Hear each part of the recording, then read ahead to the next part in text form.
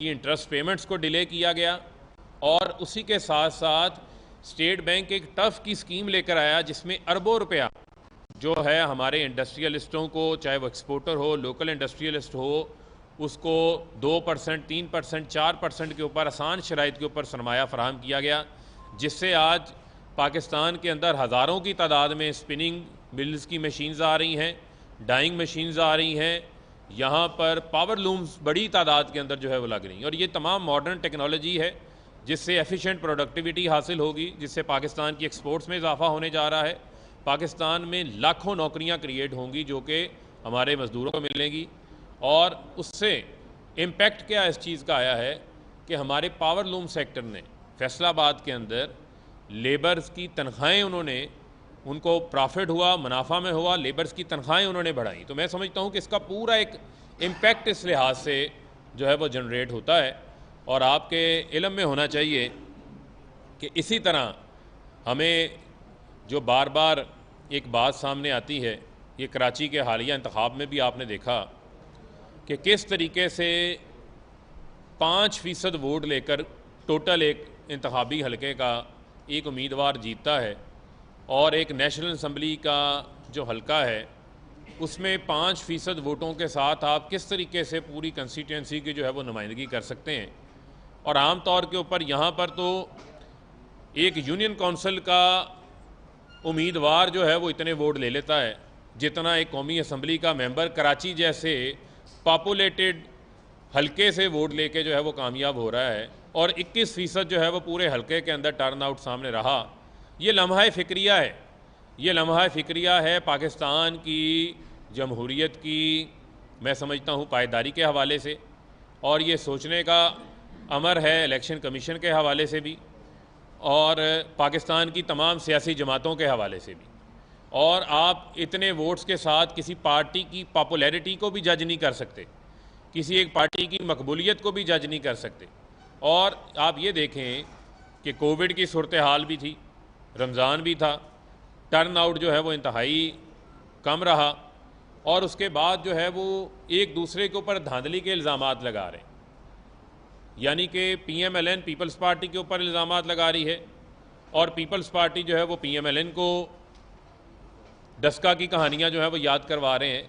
तो बजाय एक दूसरे के ऊपर इल्ज़ाम तराशियों के, हम इनको बारहा ये नादान दोस्तों को समझाने की कोशिश कर रहे हैं कि आप आपस में जो लड़ना चाहते हैं वो लड़ते रहें। हमें पता है कि आपके दिलों में एक दूसरे के लिए मुनाफ़कत बढ़ी हुई है, वो काम आप जारी रखें। लेकिन अगर आपको खिदमत करना चाहते हैं पाकिस्तान की जमहूरियत के लिए तो आपको इलेक्शन रिफॉर्म्स की तरफ आना पड़ेगा, जिसकी बारहा वज़ीर आज़म इमरान खान साहब जो है उसके ऊपर ज़ोर दे रहे हैं, उसके लिए कोशिश कर रहे हैं। और पाकिस्तान का जो मुस्तकबिल है वो ई-वोटिंग के साथ मुंसलिक है। और आप ये देखें कि ई-वोटिंग पूरी दुनिया के अंदर बहुत सारी जगहों के ऊपर अब ये निज़ाम चल रहा है।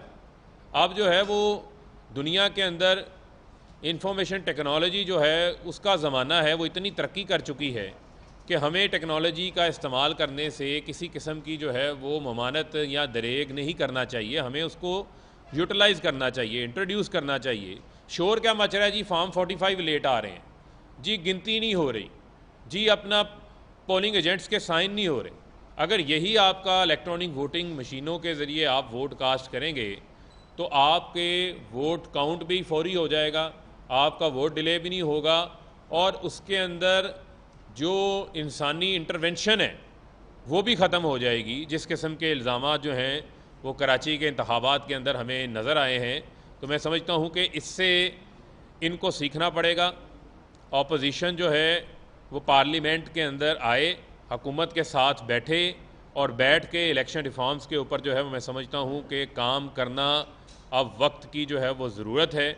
और इसके ऊपर आपने देखा कि यही मरियम सफदर बिलावल को कहती थी स्टेज के ऊपर खड़े होके कि हम इंतखाबी मैदान में लड़ेंगे, एक दूसरे के साथ नहीं लड़ेंगे।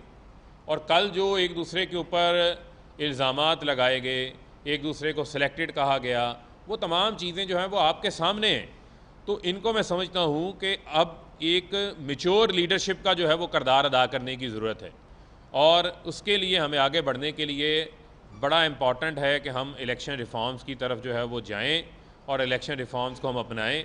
और आपके इल्म में होना चाहिए कि ओवरसीज़ पाकिस्तानियों को हम नहीं भूल सकते कि $1 बिलियन जो है वो रोशन डिजिटल अकाउंट के अंदर उन्होंने जमा करवाए हैं। और ये एतमाद है वज़ीर आज़म इमरान ख़ान के ऊपर ओवरसीज़ पाकिस्तानियों का कि जो अपना सरमाया बैरून मुल्क इन्वेस्ट करते थे वो ना सिर्फ आज अपनी फ़ॉरेन रेमिटेंसेस को उन्होंने बढ़ा दिया जो अपने अजीज़ व कारब को पाकिस्तान भेजते हैं, यानी पिछले मुसलसल 10 माह से $2 अरब से ज़ायद जो है वो फ़ॉरेन रेमिटेंसेस पाकिस्तान जो है वो भेज रहे हैं। और उसके साथ साथ उन्होंने पाकिस्तान के रोशन डिजिटल अकाउंट के अंदर भी $1 बिलियन की जो है वो सरमायाकारी की है। और इसी तरह जो है आप देखें कि पाकिस्तान की जो मईशत की आउटलुक है उस पर बैरूनी सरमायाकार एतमाद कर रहे हैं कि $2.5 अरब के हमारे यूरो बॉन्ड्स जो हैं वो हमने वहाँ पर बैरूनी मार्केट के अंदर उन्होंने एतमाद का इजहार किया, उसके ज़रिए हमें आए। पाकिस्तान की तारीख़ में कभी रुपया डी वैल्यू होने के बाद 25 रुपये जो है वो तगड़ा नहीं हुआ। कहाँ हमें मुल्क जो है वो इसहाक डार शायद खाकान अब्बासी के जहाज़ पर फ़रार हुए थे, हमें माइंस बिछा कर दे के गए थे। कहाँ इस मुल्क के अंदर मुल्क बैंक डिफ़ॉल्ट के ऊपर खड़ा था और उसके ऊपर वज़ीर आज़म इमरान ख़ान ने ना सिर्फ एक्सपोर्ट्स को बढ़ाया, आज लार्ज स्केल मैन्युफैक्चरिंग में इजाफ़ा हो रहा है, आज रिकॉर्ड सीमेंट की सेल्स हो रही है। और आज जो किसान के लिए हमने इकदाम किए हैं कि इस साल 500 अरब रुपया किसान को गंदम में इजाफी मिलने जा रहा है। और ये बात मैं ख़ास तौर पे पर्ची चेयरमैन को बताना चाहता हूँ, जो सिंध के अंदर जहाँ 14 अरब रुपए की गंदम जो है वो चूहे खा जाते हैं और इनको शर्म नहीं आती कि ये कहते हैं कि जनाब चूहे खा गए। ये कौन से ऐसे चूहे हैं जो 14 अरब रुपए की गंदम खा जाते हैं? इन चूहों का आपको शिकार करना पड़ेगा। और ये चेक करें कि ये चूहे जो है वो अयान अली की तरह को मनी लॉन्ड्रिंग करके पैसे को बाहर पार्क तो नहीं कर रहे। ये आपके लिए क्या खिदमात सर अंजाम दे रहे हैं? और आप ये देखें कि आज वहाँ पर जो सूरत हाल है, कीमतों की सूरत हाल देख लें। माफियाज़ के रहमो करम के ऊपर जो है वो सिंध को, कराची को छोड़ा हुआ है बिलावल ने। उनको अपनी उस हकूमत की जो कारकर्दगी है उसकी तरफ भी जो है वो नज़र दोहराने की ज़रूरत है। और मैं आपको फिर ये बताना चाहता हूँ कि वज़ीर आज़म इमरान ख़ान इस मुल्क के अंदर मैं समझता हूँ कि वाहिद उम्मीद है कि आज का वज़ीर आज़म जो है वो अपने लोगों के लिए घर बना रहा है। उसको फ़िक्र है कि 340 अरब रुपए की मॉर्गेज मार्केट क्रिएट करनी है, क्योंकि जो हमारा वो आम आदमी जो किराए के मकान में सारी ज़िंदगी से धक्के खाता था, कितने वज़ीर आज़म आए, किसी वज़ीर आज़म ने ये नहीं सोचा कि मैं इनको छत फराहम करनी है। पूरी दुनिया में मॉर्गेज मार्केट है। आज आप बैंक्स के अंदर जा सकते हैं, अपनी दरख्वास्त दे सकते हैं, बैंक्स आपको सरमाया फराहम करेंगे। आप अपने इस्तात के मुताबिक, अपनी तनख्वाह के मुताबिक अपनी छत अपने घर की खुद बना सकते हैं। किरायों से आपकी हमेशा हमेशा के लिए जान छूट जाएगी।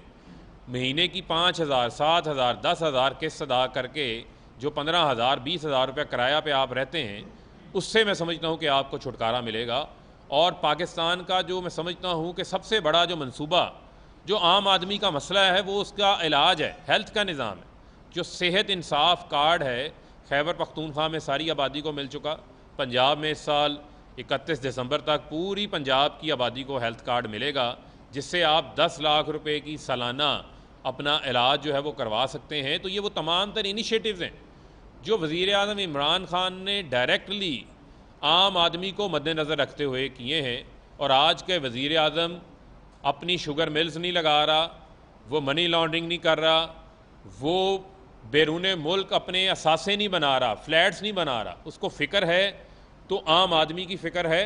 और चैलेंजेस भी बेशुमार मिले हुए हैं और उन चैलेंजेस से भी निमट रहा है। जी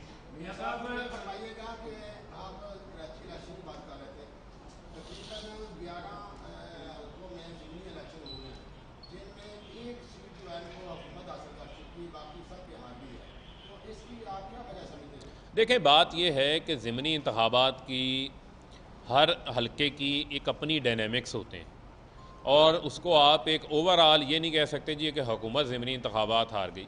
इसमें दो सूरतें हो सकती हैं। एक सूरत तो ये है कि आज हमारे दौर के अंदर हमने इदारों को आज़ाद किया है, हम इदारों को इन्फ्लुएंस नहीं कर रहे। यहाँ पर तो हमने देखा है कि किस अंदाज से ज़िमनी इंतखाबात हुआ करते थे, जिस अंदाज से रियासी मशीन का इस्तेमाल होता था, वसाइल का बेदरेग इस्तेमाल होता था, पुलिस का इस्तेमाल किया जाता था, जिस अंदाज से जो है वो पोलिंग स्टेशंस को जो है वो मैनेज किया जाता था, ये उसकी एक बदतरीन मिसाल हमने माजी के दौर में देखी है। लेकिन आप ये भी तो देखें कि पिछले दौरे हुकूमत के अंदर आप फैसलाबाद में जिस जगह पर हम बैठे हैं, इसी हलका से PMLN की हुकूमत बने 3 माह हुए थे, तो PTI जो है वो ज़िमनी इलेक्शन जीती थी, जहाँ पर हम एक सीट 2013 में नहीं जीत सके थे। इसी तरह हम शहबाज शरीफ ने राजनपुर के अंदर शहबाज शरीफ की छोड़ी हुई सीट थी, वो हम जीत गए थे। लोधरा में हम जो है वो इलेक्शन जीते। इसी तरीके से बेशुमार ज़िमनी इंतखाबात हमने जीते हैं। किसी जगह के ऊपर हमारा जो सेंट्रल पंजाब का एरिया है, वज़ीराबाद है, डस्का है, वहाँ पर हमारा वोट बैंक के अंदर बहुत बड़ी तादाद में इजाफा हुआ, और कुछ जगहों के ऊपर हमारी कैंडिडेट सिलेक्शन कमज़ोर हो सकती है। वो हमारे अंदरूनी मामलात हैं, उनके ऊपर भी हम गौर कर रहे हैं। लेकिन उसको मैं समझता हूँ कि हुकूमत की पॉपुलैरिटी के साथ किसी ज़िमनी इलेक्शन को जो है वो लिंक नहीं किया जा सकता।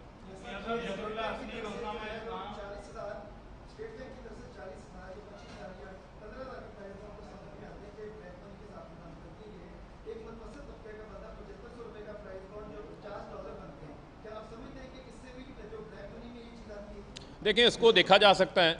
आप जो बात कर रहे हैं इसके पीछे बेशुमार जो है मैं समझता हूँ कि तनाज़र है, और हम चाहते हैं कि हमारी जो इकॉनमी है वो डॉक्यूमेंट हो।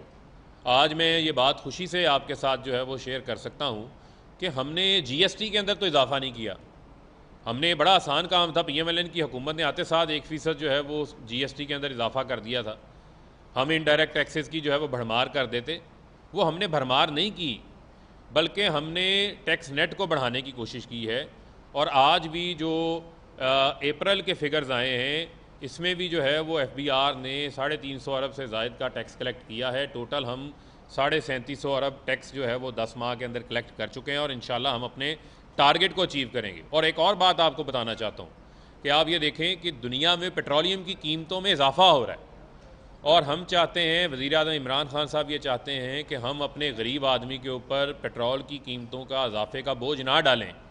कल आपके इल्म में तजवीज़ आई थी पेट्रोलियम की कीमतों को बढ़ाने के लिए, वज़ीर-ए-आज़म इमरान खान ने उसको मुस्तरद किया, और एक प्रोपेगेंडा हमारे ख़िलाफ़ किया जाता था कि जी पेट्रोलियम लेवी जो है इस हुकूमत ने बहुत बढ़ाई है। आपके इल्म में होना चाहिए कि PMLN ने कभी पेट्रोलियम लेवी कम नहीं की थी। इसहाक़ ने वो हमेशा डायरेक्ट टैक्स इनडायरेक्ट टैक्सेस लगा लगा के जो है वो खून चूसते थे। कल हुकूमत ने 450 अरब रुपए का जो बोझ है वो बर्दाश्त खुद किया है, और रेवेन्यू के ऊपर कॉम्प्रोमाइज़ किया है, और पेट्रोलियम लेवी को कम करके हमने कीमतों का बोझ जो है वो पाकिस्तान के आम आदमी के ऊपर नहीं डाला, ताकि उसकी डेली की जो रोज़मर्रा की ज़िंदगी है, अशियाए खुर्दोनोश है, उसके अंदर जो है वो इजाफ़ा ना हो सके। पेट्रोलियम लेवी को जो है वो कम किया गया है, और वो 11 रुपये से उसको तकरीबन 5, साढ़े 5, 6 रुपये के ऊपर जो है पेट्रोलियम लेवी को लेकर आ गए हैं। कहाँ पर ये 20 रुपये 22 रुपये PMLN के दौर के अंदर जो है वो हुआ करती थी। तो मैं समझता हूँ कि जहाँ वज़ीर-ए-आज़म साहब को मौका मिलता है, उनकी कोशिश होती है कि हम आम आदमी को जो है वो रिलीफ फ्राहम करें।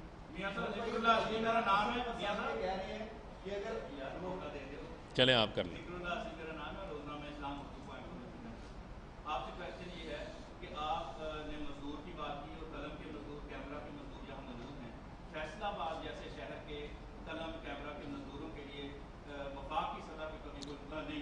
देखें जी, इस पे दूसरा सर इसके साथ ही क्वेश्चन है कि यूरोपीय पार्लियामेंट ने जो करारदाद पास की है इंतहाई हसास मामला पर, उस पर पाकिस्तान की पॉलिसी क्या है? देखें, बात यह है कि एक तो आपने बात की सहाफ़ी बरादरी के हवाले से, तो यकीनन हमारी ये प्रायोरिटीज़ में शामिल है, तरजीहात के अंदर शामिल है कि हमारे जो सहाफ़ी बरादरी है ये भी फ्रंट लाइन वर्कर्स हैं, और जो फैसलाबाद के हमारे सहाफ़ी हैं वो तो इंतहाई जो है वो मेरे अपने दिल के करीब हैं, और आप ही हमें इस जगह के ऊपर जो है वो पहुंचाने वाले हैं, और इसके लिए हम तरजीहाती बुनियादों के ऊपर आपके लिए जो है वो हेल्थ कार्ड का काम कर रहे हैं, और इसी तरीके से जो आपका हाउसिंग का मामला है उस मामले को भी हम आगे बढ़ा रहे हैं। और अब हम बहुत बड़ी तादाद के अंदर हम पूरे पाकिस्तान के जो हमारी सहाफ़ी बरदरी है उनको हम इंगेज करने जा रहे हैं कि किस तरीके से जो है वो हम उनके लिए, बाकियों के लिए भी हाउसिंग के जो प्रोजेक्ट्स हैं उनको इसी नया पाकिस्तान हाउसिंग के अंदर इनकॉर्पोरेट करके आप लोगों को भी उसके अंदर शामिल किया जा सके। तो उसमें यकीनन हमें आपके ताउन की ज़रूरत भी होगी और आपसे हम जो है उसके लिए तजावीज़ भी लेंगे। और जो दूसरी आपने बात की, मैं समझता हूँ इंतहाई हसास मामला है। यही वजह है कि वज़ीर आज़म इमरान खान साहब ये बात उन्होंने अपने ख़िताब में भी की थी कि हमें इस किस्म के मामलात के ऊपर रियासत को ज़िम्मेदारी लेने दें, रियासत को जो है वो फ़ैसला करने दें। और उन्होंने, आपके इल्म में है कि चाहे वो अक़वाम मुत्तहिदा का फ़ोरम हो, चाहे वो इस्लामी सरबराही कॉन्फ्रेंस का फ़ोरम हो, चाहे 57 ममालिक के सरबराहान को ख़तूत लिखने का मामला हो, तो वज़ीर आज़म इमरान खान ने उम्मत मुस्लिमा को और इस्लामी ममालिक के तमाम सरबराहों को एक वे फॉरवर्ड दिया, एक रास्ता दिखाया कि हम किस तरीके से जो तौहीन रसालत के कानून को पूरी दुनिया के अंदर बनवाएं और इसके ऊपर बात करने को रोकें और इसको फ्रीडम ऑफ एक्सप्रेशन के अंडर ना आने दें, जिससे पूरी दुनिया में 1.5 अरब से ज़ायद मुसलमान हैं जिनके जज्बात जो है वो मजरूह होते हैं। और यही वजह है कि जब हम वेस्ट को ये बात नहीं बताएंगे तो वो इस किस्म की चीज़ें सामने आती हैं। लेकिन इसका जायज़ा यकीनन हमारा जो फ़ॉरेन ऑफिस है वो ले रहा है और इसके ऊपर वो बेहतर मुनासिब जो है वो बात करेंगे।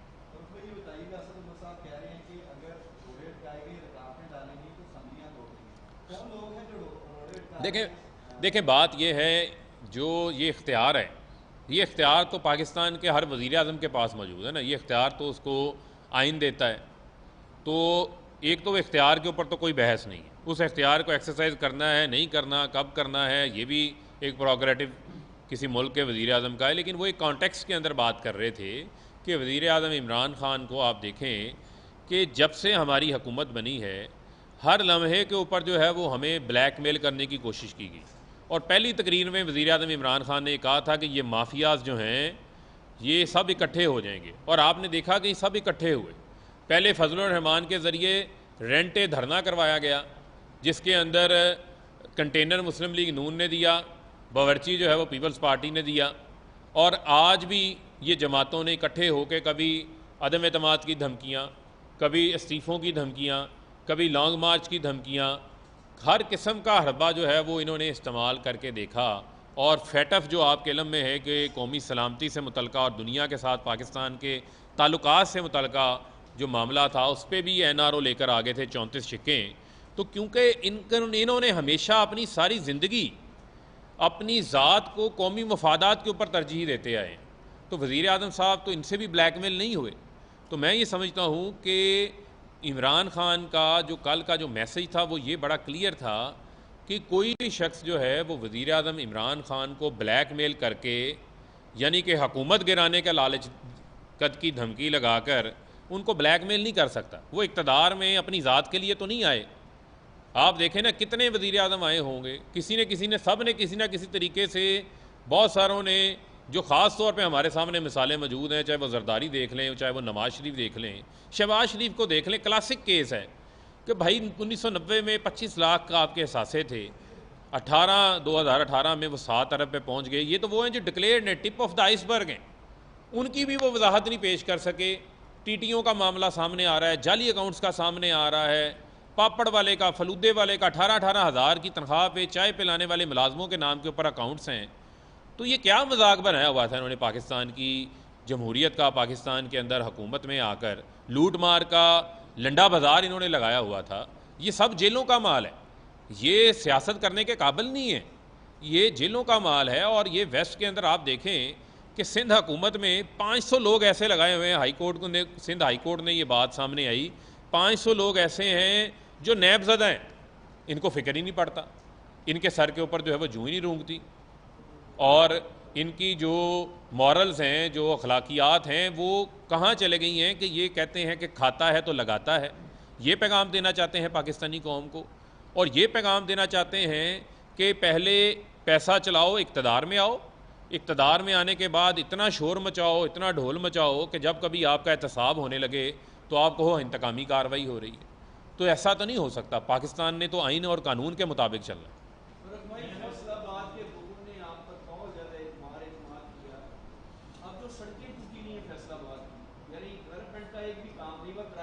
आपके साथ में आपके अभी एक एमएलए प्रेस कॉन्फ्रेंस कर रहे हैं, तो ये कह रहे हैं कि जनाब फैसल वाडा ने टाइम नहीं दिया। आपका जो फैसलाबाद के अंदर जो हालात हैं, टूटी हुई सड़कें, सीवर के मसाइल, हत्ता कि बहुत सी जगहों पर लोगों ने बोर्ड लगाए हुए हैं आपके एमएलए के नाम के कोई यहाँ पर नहीं आता। फिर उसके बाद ये है कि जो थानों के हालात हैं, लॉ एंड ऑर्डर की सिचुएशन है, आप सीपीओ फैसलाबाद को भी किसी वक्त एड्रेस करें, उन्हें भी पूछें कि लॉ एंड ऑर्डर की क्या सिचुएशन है, थानों के अंदर खुलेआम रिश्वत है, आप लोकल फोकस क्या रखेंगे, फैसलाबाद के वाले से क्या करेंगे? देखें, बात यह है कि जिस तरह आपके इल्म में है कि फैसलाबाद का जो 13 अरब रुपए का तरक्याती पैकेज है वो अपने टेंडर्स के मराहल के अंदर है और उसके फ़ंड्स भी जो हैं वो पंजाब हुकूमत ने जारी कर दिए हैं और अभी आइंदा आने वाले दिनों के अंदर हमारी जो फैसलाबाद की जो मेन रोड्स हैं, आपने यकीनन दुरुस्त निशानदेही की है, उनके ऊपर काम शुरू हो जाएगा। 4.5 अरब रुपए का वासा का लिए जो है वो पैकेज आया है, जिसके अंदर वासा की नई बड़ी जो सीवरेज लाइंस हैं उसके तहत काम शुरू हो जाएगा। उसके अंदर जो है वो हमारे कुछ टेक्निकल कॉलेजेस शामिल हैं, उसके अंदर जो हमारी नई जो बुनियादी डिस्पेंसरियां हैं उनका मामला शामिल है और फैसलाबाद के अंदर जो हेल्थ फैसिलिटीज़ हैं उनको बढ़ाने के लिए हमारा फोकस है और एक टेक्निकल यूनिवर्सिटी जो है वो हमारी पाइपलाइन के अंदर मौजूद है, जिसकी टैप्टा बोर्ड ने मंजूरी दे दी है।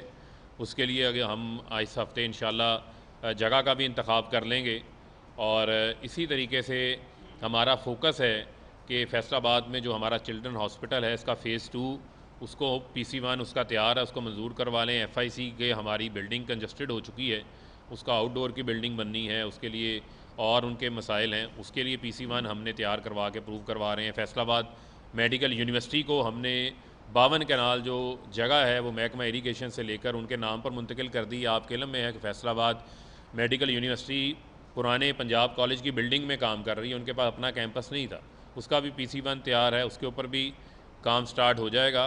तो फैसलाबाद के जो हमारे हसीब शहीद हॉस्पिटल हमारा उसकी तकमील के लिए जितने बकाया फ़ंड्स थे वो सारे जारी हो गए हैं इस साल, वो भी इंशाल्लाह इसी फाइनेंशियल ईयर के अंदर मुकम्मल हो जाएगा।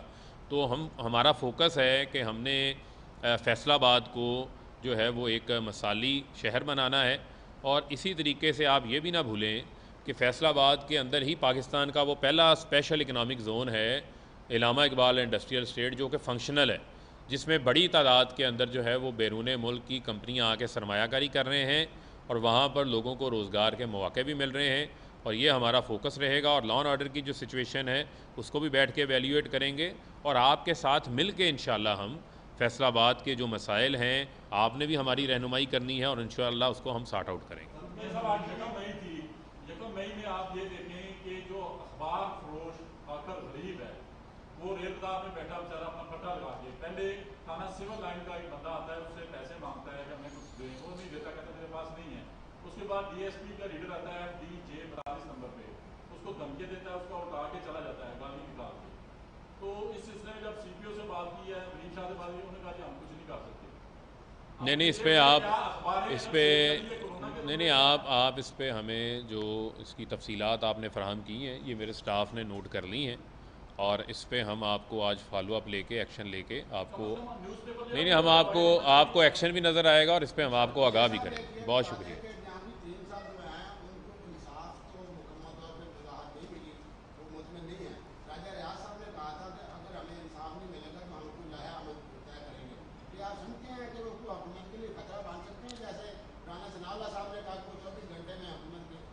देखें, पहली बात तो ये है कि राना सनाउल्लाह को शर्म आनी चाहिए इस बात पे कि राना सनाउल्लाह और उनकी तमाम जमात का और अपोजिशन का अब जो तकिया है वो जहांगीर तरीन पर आ गया है। कहाँ जो इन्होंने हुकूमत गिरानी थी, आज वो हमारी मिन्नत समाजत कर रहे हैं कि आप 5 साल पूरे कर लें, क्योंकि उनको पता है कि अवाम इनके साथ नहीं है। लोगों को पता है कि ये तो वो चोर करप्ट टोला है जिनसे उन्होंने जान छुड़वाई है। ये कहते हैं हम मुल्क ठीक करेंगे, तो मैं इनसे ये सवाल पूछता हूँ कि आप आज बड़े दावेदार हैं हम मुल्क ठीक करेंगे, तो पिछले 40 साल से मुल्क को ख़राब किसने किया है? क्या आपकी जो है वो किसी और मखलूक ने आके मुल्क को ख़राब कर दिया? इक़्तिदार में तो आप ही रहे हैं और जो आपके बाबूजी दवाई लेने गए हुए हैं लंदन में, वो कौन सी ऐसी दवाई है जो दवाई अभी तक उनको नहीं मिली? वो पाकिस्तान आने का नाम नहीं ले रहे। अब तो डॉक्टर अदनान भी पाकिस्तान आ गए हैं, लेकिन कोई वापस नहीं आया, तो वो नवाज शरीफ वापस नहीं आया।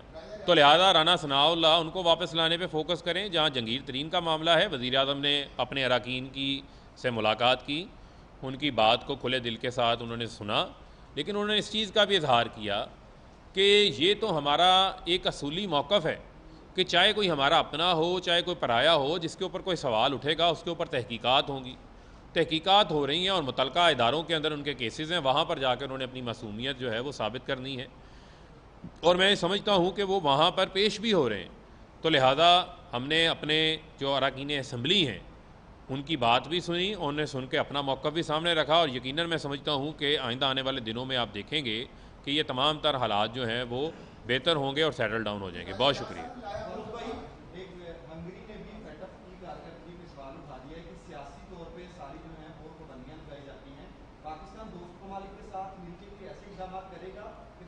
देखें मैं ये समझता हूँ कि हमने जो भी इक़दामात लिए हैं ना फैटफ के अंदर, आप ये देखें कि ये ग्रे लिस्ट की तलवार हमें नवाज शरीफ तोहफे में दे के गया था इस पाकिस्तान को। तवज्जो ही नहीं थी इनकी इस तरफ। इनकी तवज्जो तो बैरून मुल्क दौरों के ऊपर होती थी कि जब बाहर जाना है रास्ते में इंग्लैंड इन्होंने रुक के आना है। आज का वज़ीर आज़म तो एक दिन भी छुट्टी नहीं की। इमरान खान के जो बच्चे हैं, जो उनको शायद औलाद सबको अजीज़ होती है, उनके बच्चे उनके साथ नहीं हैं, तो वो उनको मिलने जब इक़्तिदार में नहीं थे तो कभी कभार जो है वो इंग्लैंड जाया करते थे। जब से वो इक़्तिदार में आए हैं वो एक प्राइवेट दौरा उन्होंने नहीं किया। तो मैं ये समझता हूँ कि फैटफ के लिए जो भी हमने इक़दामात लिए हैं वो हमने कौमी मुफाद के लिए लिए हैं, और मैं समझता हूँ कि हमने ये दुनिया को बताया है कि पाकिस्तान जो है एक ज़िम्मेदार रियासत है, और फैटफ की बहुत बड़ी यानी शराइत जो हैं वो हमने मुकम्मल कर ली है, और इंशाल्लाह पाकिस्तान से ये पाबंदियाँ भी ख़त्म होंगी, और आप देखेंगे कि पाकिस्तान को दुनिया जो है वो एक रिस्पॉन्सिबल स्टेट की सूरत के अंदर देखेगी। और आप देखें कि वज़ीर आज़म इमरान खान का जो किरदार रहा कि हमारे लिए बड़ा आसान था कि हम किसी एक के साथ पार्टी बन जाते, चाहे सऊदी अरेबिया या ईरान के साथ। तो वज़ीर आज़म इमरान खान एक विजन लेकर आए। उन्होंने कहा कि हमने जो इस्लामी ममालिक हैं, जो हमारे बरादर हैं, हमने उनको तकसीम नहीं करना, हमने उनको जोड़ना है, हमने उनको मुत्तहिद करना है। और आप देखें कि आज सऊदी अरेबिया और ईरान के दरमियान भी जो है वो बातचीत शुरू हो गई है, जिसमें पाकिस्तान का एक कलीदी किरदार है। तो ये साबित करता है कि जो आपका वज़ीर आज़म है वो ना सिर्फ पाकिस्तान के अंदरूनी मामलात के ऊपर फोकस्ड है, उसके साथ साथ पाकिस्तान की खारजा सतह के ऊपर भी, और जो हमारे हमसाए हैं वहाँ पर अमन कायम करने के हवाले से भी। YouTube पर Googly TV देखने के लिए youtube.com की सर्च बार में Googly TV टाइप करें। Googly TV के पेज पर सुर्ख रंग के सब्सक्रिप्शन वाले बटन पर क्लिक करना ना भूलिए। YouTube पर अपलोड होने वाली वीडियो से बाखबर रहने के लिए बेल आइकॉन पर क्लिक कीजिए। आपको हर नई आने वाली वीडियो के बारे में नोटिफिकेशन मौसूल हो जाएगा।